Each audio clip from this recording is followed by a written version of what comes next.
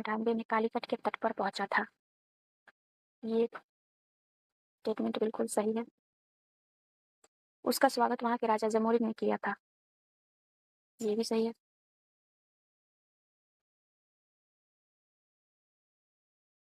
वह पुर्तगाल का निवासी था। ये भी सही है। इसका आंसर हो जाएगा 1, 2, 3, तीनों सही। आइए इसकी एक्सप्लेनेशन देख लेते हैं। हम जानते हैं कि वास्को डी गामा पुर्तगाल का निवासी था और वो भारत आने वाले रास्तों की खोज में निकला था। वो यहाँ पे केरल में सबसे पहले केरल के कालीकट के, जिसे अभी कोझिकोड कहते हैं, वहां पहुंचा था। उस समय कालीकट का शासक जमोरिन था। जमोरिन कोई राजा का नाम नहीं था, बल्कि ये एक पदवी थी।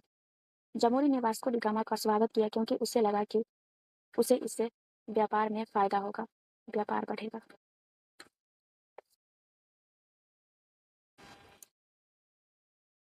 Vasco da Gama Cape of Good Hope होकर, यहाँ पे मैं लिखती हूँ, कहाँ लिखूँ, यहाँ पे लिखती हूँ, केप ऑफ गुड होप, जिसे आशा का अंतरीप भी कहा जाता है, वहां से होकर आया था।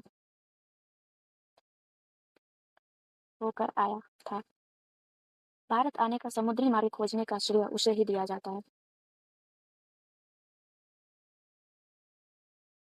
भारत आने वाले समुद्री मार्ग के खोज का श्रेय उसे ही दिया जाता है। चलिए आगे बढ़ते हैं। अगला सवाल है, पुर्तगाली गवर्नर फ्रांसिस्को डी अल्मीडा की ब्लू वाटर पॉलिसी, जिसे नीले जल की नीति कहा जाता है, का मुख्य उद्देश्य क्या था? इसके ऑप्शन है, भारतीय भूमंडल पर कब्जा करना, हिंद महासागर पर प्रभुत्व स्थापित करना, मुगल साम्राज्य के साथ संधि करना, भारत में ईसाई धर्म का प्रचार करना। इसका आंसर होगा बी, हिंद महासागर पर प्रभुत्व स्थापित करना। इसे देखते हैं। फ्रांसिस्को द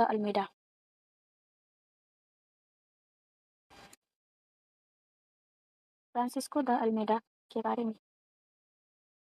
भारत में यह पुर्तगालियों का पहला पुर्तगाली गवर्नर था। राइटिंग के लिए माफ कीजिए, थोड़ा सा अच्छे से लिखा नहीं जा रहा, पेन की गलती है शायद। यहाँ पे मैं लिखती हूँ, ब्लू वाटर पॉलिसी का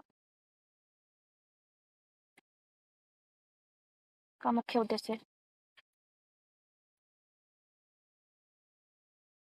यहाँ पे समुद्र पर नियंत्रण, ताकि उस समय ज्यादातर व्यापार समुद्र मार्ग के जरिए ही होते थे, जिस पर वो अपना कंट्रोल स्थापित कर सके, या उनका उद्देश्य था। हिंद महासागर, ये एक्सप्लेनेशंस आपको मेंस में भी काम आएंगे। के